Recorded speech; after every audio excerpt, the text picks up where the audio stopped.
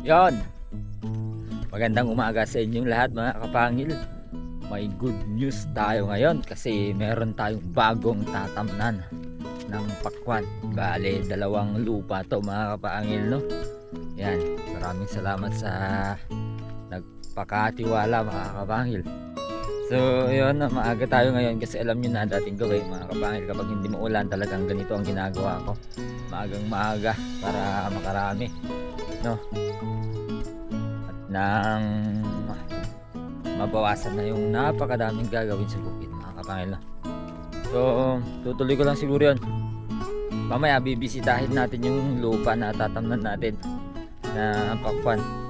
So dalawa kami ni Kapangil John siguro magtatanim doon. Siya yung taga-guhit mga kapangil, ako naman yung taga-lagay ng basal. Sa basal tayo, mag-synthetic muna tayo mga kapangil, no? Para makabawi. Lalo na yung noong nakarang bagyo, talagang lugi-lugi tayo. Wasak na yung bulsa mga kapangil. Wala na talaga. Pero ayos lang. At least buhay na buhay tayo mga kapangil. Yan. Buhay na buhay tayo at pwede nating kahit paano yung mabawi yon mga nawala. So here I am. Malapit na ako sa kubo. Yan yung kubo. Okay.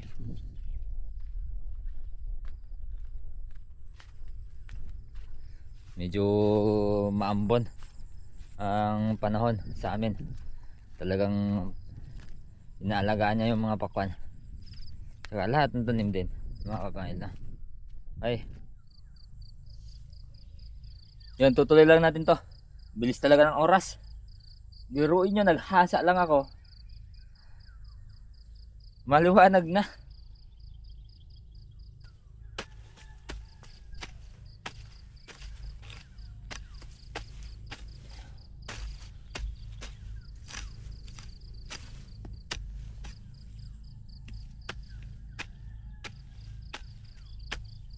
Sana makahabol yung pakwan natin na pinapahabol natin. Kung hindi, nakaw, sayang Nes.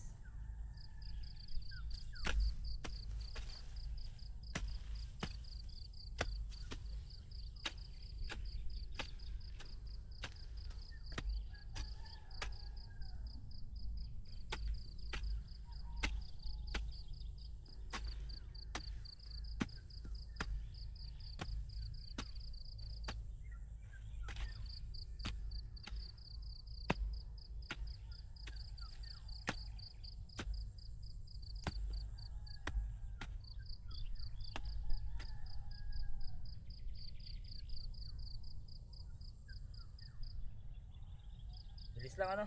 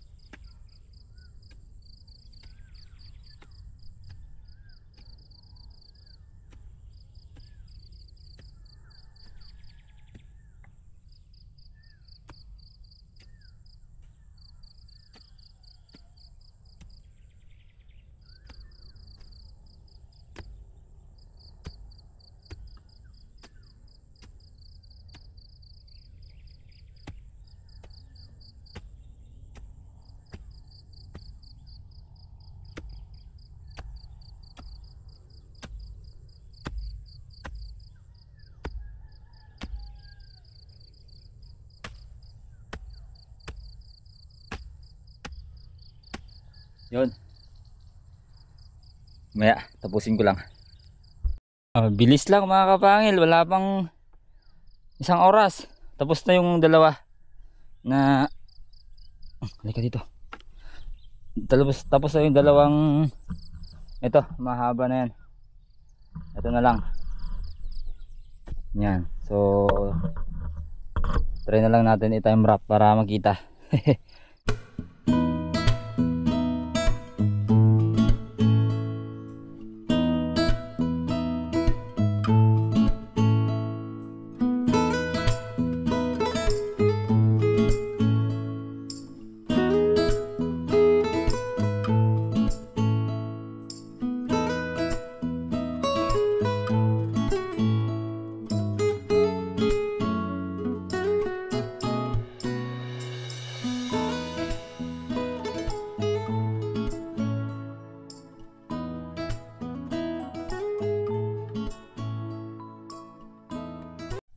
Yan, tapos na. Kailangan lang talaga ng ano mga kapangil ng tiyaga. Tapos apakasarap yan na gawing ano pampainit or exercise sa umaga o kahit sa tanghali kung gusto nyo. Pero dapat mga kapangil, kapag meron kanyan na pangtabas, sa ano ko pa yan nabili sa Bicol. Yan, wala dito sa amin yan. Dapat pag meron ka nito mga kapangil, dapat matalim yan. Dapat matalim yan. Dapat ganti siya, ganito siya katalim. Kita nyo. Hilain mo lang ganyan, okay na. Matalim yan. Yan, ganyan siya katalim dapat. So dapat marunong tayong yan, maghasa. Yan, para pag hindi mayroon tayong hindi pwedeng hampasin na damo. Tulad sa ano, sa ilalim. Pero na wala na ano ko na sa ilalim lahat mga kapangil eh. Tulad nito. Yan o, yun o. Yun, nasa ilalim. Yan, tanggal na mga kapangil. Ito, meron akong papakita dito mga kapangil oh. Yan. Meron tayo ditong ligaw na pakwan. Yan ang ibig sabihin kasi namin sa ligaw na pakwan dito sa aming lugar mga kapangil, yung mga tumubo na galing sa dating tanim na pakwan. So ito yon siya, itim na pakwan sigurado to. So sumatotal ito ay isang taon na. Kasi lagpas isang taon na nung unang ani ng pakwan dito, yung unang nagtanim ng pakwan dito, kasi hindi pa tayo dito yung nagtanim mga kapangil na una. So ito kapag nabuhay to at napalaki natin to mga kapangil, kapag maganda yung ano, yung hugis, tsaka maganda yung bilog, matamis, ayun, susubukan natin sa sunod na cropping pagkatapos ng pakwan na to na magtanim ng pakwan na galing sa bunga nito. Tatanim natin na pakwan. So tawag doon siguro second generation, hindi na siya F1 mga kapangil, pero pinagtabi namin yung F1 at F1 times F1 di magiging F1 pa rin mga kapangil no? Retignan lang natin. Yan, ito siya, susubukan natin no mga kapangil.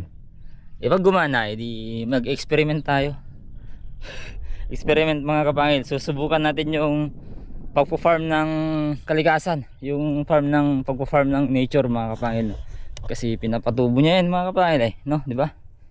Yan, mga kamatis natin, update, may tatanong. Medyo ano pa, hindi pa lumalabas yung mga bunga ng iba. Yung mga iba lumalabas na. Yan.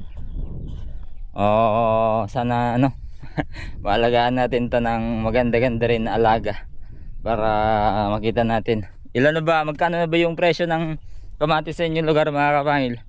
Dito sa amin naglalaro 50 mataas masyado,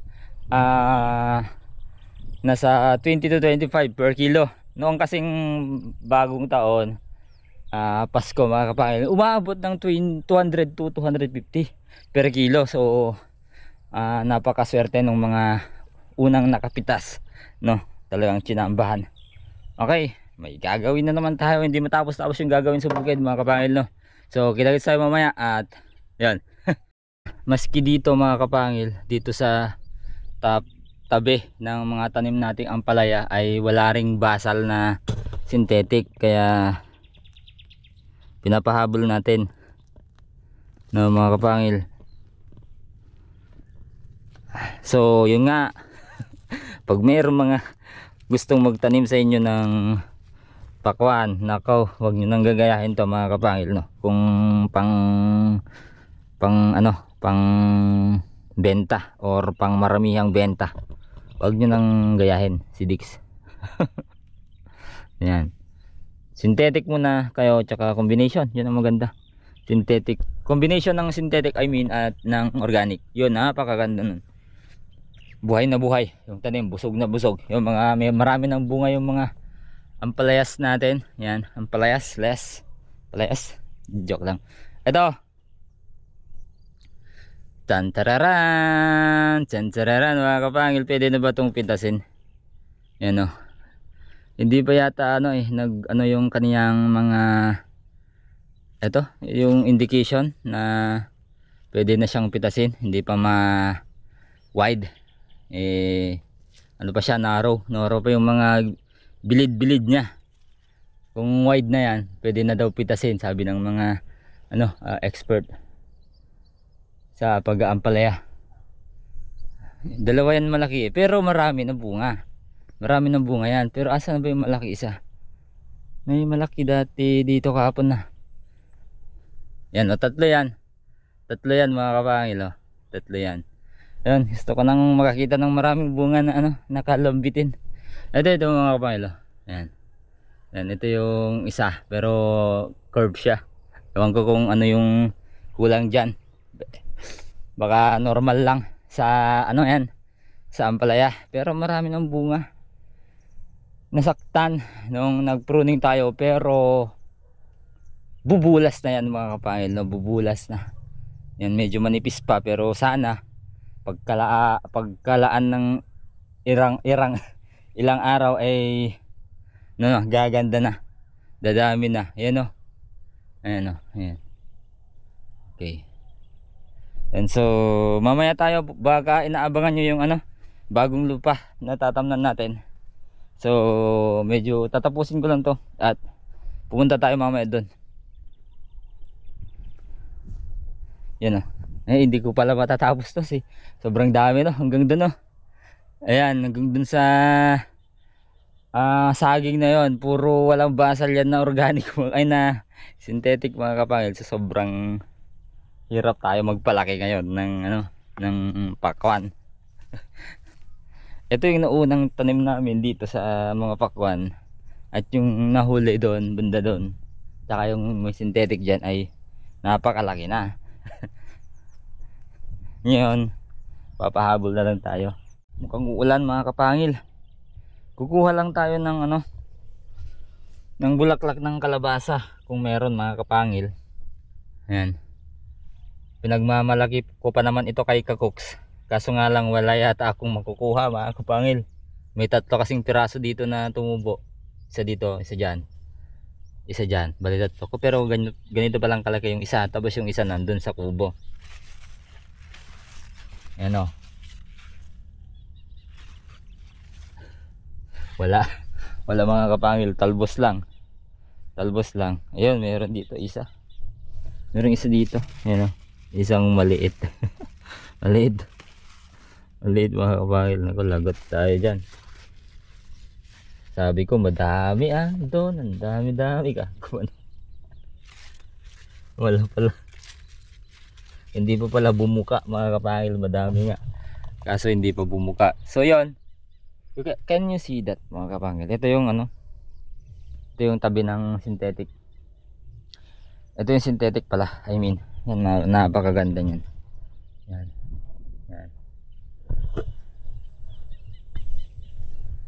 Tapos ito yung pinapahabol natin. Iwan ko kung makakahabol. Abangan nyo na lang mga kapangil kung malulugi tayo o sakto lang o may kurot ng konti. Mga kapangil, may kurot ng konting bawi. Di ko alam. Mahal ng buto ng pakwan mga kapangil. Yung 50 grams ay 1,200. Yan ang advantage lang natin dyan dito sa sa pakwan na to na may organic, ay hindi tayo sayang ay naglagay ng commercial fertilizer, organic lang. Kaso nga lang nakapagdilig na tayo, pero konti lang naman, minimal amount mga kapangil ng synthetic lang ang nilagay natin, yung commercial. So ibig sabihin mas marami yung basal kaysa sa dilig. Kasi yan ang yung isang kasi yung isang balde nasa isang lata pag dilig. Kasi kapag basal granular mga kapangil ay yung isang lata wala pang 15 na puno ang malalagyan nun, or 20 na puno. Pero kapag dilig yung isang lata, makakabigay yan ng ng 50 to 60 na puno mga kapangil na madidiligan. Pero ito naman, kahit hindi naman siya nagkabasal ng synthetic mga kapangil, tignan nyo naman yung kanyang ito, tignan nyo naman yan. Ito yung sinasabi ko kahapon na 4 yung supling, isa dyan, isa dyan, isa dyan. Ito yung bonus na supling dito sa nagputulan. Yan. So if selection ng papairalin natin, ito tatanggalin natin. Yan. Kasi napakaganda na to. At yung sanga na yan, dalawa silang supling. So ito tatanggalin natin mga kapangil. So nakapag-harvest na tayo ng napakaraming bulaklak ang kalabasa mga kapangil. Yan, hindi rin, at ito rin hindi rin siya na basal ng synthetic fertilizer. Meron din supling dito, bali 4 yan. Yan. Okay. So uwi muna ako kasi dating gawi, 'di ba? Umuwi naman tayo talaga para sikaw sa magtrabaho sa babuyan. Konti lang ang baboy namin. Okay. Dadaanan na lang natin mamaya yung lupa na sinasabi ko. Let's go. Ito ang mapipitasan natin ng bulaklak ng kalabasa. Puk. Pero wala na. Wala na mga kapangil, dalawa lang. Lagot. Ito yung sinasabi kong lupa mga kapangil.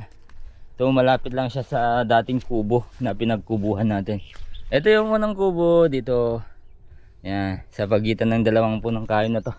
Maraming salamat kay Uncle dyan, kaya dahil hindi niya pati natanggal yung puno na yan. Maraming memories dyan mga kapangil, no? Yan. So dito, yan yung tanim ni Uncle dyan na mais. Magaganda na. At sana ipala rin mga kapangil, no? 2 hektarya siguro yan. Sana tsamba sa ani, lalong lalo na sana makatsamba sa presyo. Kahit naman kasi makatsamba sa ani, kung hindi makatsamba sa presyo, mahirap din mga kapangil. Yun ang mahirap sa mga farmer. Talagang nagbabase lang sila sa presyo ng mga malalim mga kapangil, ng mga buyers. Malalim. So yung lupa, ayan ayan yung lupa.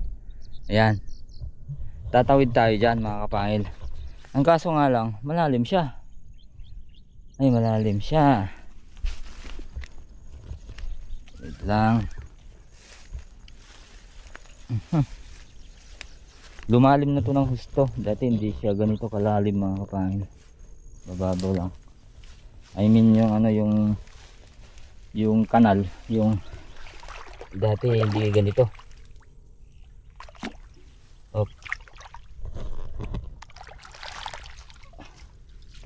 High tide pala. Yun. Okay. Ayan. Tatawid na tayo.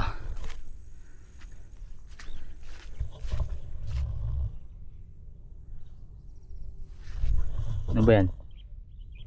May parang pugad sa loob. So ito yung yung lupa na sinasabi ko. Natatamnan natin. Mukhang na siya. Nahihirap na kuligligin. Yan o, matigas mga kapangil. Tigas na. Kuligligin sana natin. Oh. Nako. Maganda pa sana to. Kasi tapat lang siya ng ano, tabi lang siya ng ano, ng ilog. Ganda ng ilog, napakalinaw mga kapangil kasi kahit pala napakalinaw kahit kakatapos lang ng ulan na malakas. Matigas na siya. Ito malawak din to mga kapangil eh. Itatamnan natin. Tapos may isa pa tayong tatamnan. Bibisitahin natin mamaya. Ito yung good news. Wala. Mahirap na siya ano, kuligligin. Matigas na siya. Oh. So tingnan lang natin kung kaya ng rotor mga kapangil. At punta na tayo dun sa sinasabi kong isa pang lupa. Tara. Hello. Hello po. Hello Bengay. Tot magsisigang kami. Ayan. Ayan. Sinigang na ulo ng tuna. Tuna. Bali prepare na ni Kakuks to mga kapangil. No, madilim. Hindi dilim. Bali prepare na ni Kakuks to mga kapangil at ilalagay lang namin ni Bengay. Si Kakuks naman papakain na ng baboy. Hi. Hi. Hi. Hi. Medyo makulimlim. Medyo madilim ah. Madilim ah. Hindi kita yung kagandahan ni Bengay ah. Ayan oh. Hi kamo. Hi dyan oh. Yan oh. Hi po. Hi kapangil. What's up mga kapangil? Oh. Okay na. Gawin na natin baka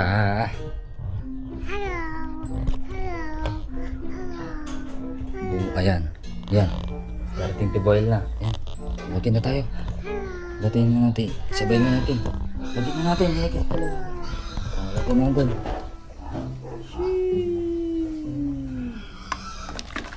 Iyon. Iyon. Where are you? Sandok. Yan. Sandok. Where are you, Sandok? San. Dok, san. Yan.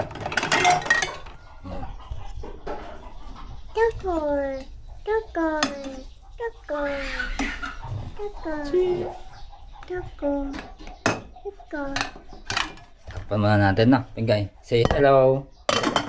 Hello. Hi. Hi.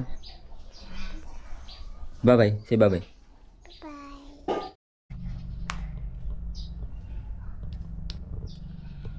Ba. Bring around the Rosie. Nagrarap yan eh. Bring around the Rosie. Bakal ba mo? Yan, so ito. Ilagay na lang natin tong ito, yung kalamansi. Itong ulam namin na to, pang umaga to. Almusal. Tapos pangtanghalian na din. Tapos panghapunan na din mga kapahil no. So tipid sa gasol. Tipid din sa ulam. Tipid sa trabaho, panahon. Ngayon, so medyo lulutuin ko na lang. Ngayon, tapos kakain na tayo. Asan? Kaya gana.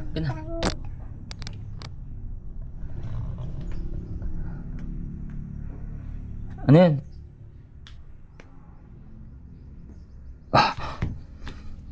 Nakikipaglaro. Gulay. Gulay.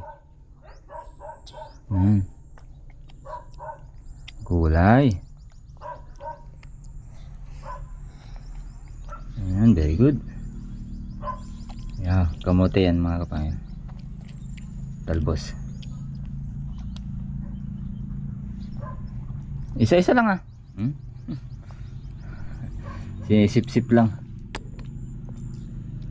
Matigas na kasi yung ano, yung sa parteng tangkay. Yan, so kakain lang kami mga kapangil. Papakainin ko lang si Aling maliit. Ayan, tinitignan niya yung ano, screen. Hanap niya yung screen. Ayan o. Oh, so bye bye. Kain ka mo. Kain ka mo ah. Very good. Kain ka mo. Okay, kain lang kami mga kapangil. Papakain ko lang. May kutsara na din siya. Yan. Pero mas makaya niya itong kutsarang to na malaki.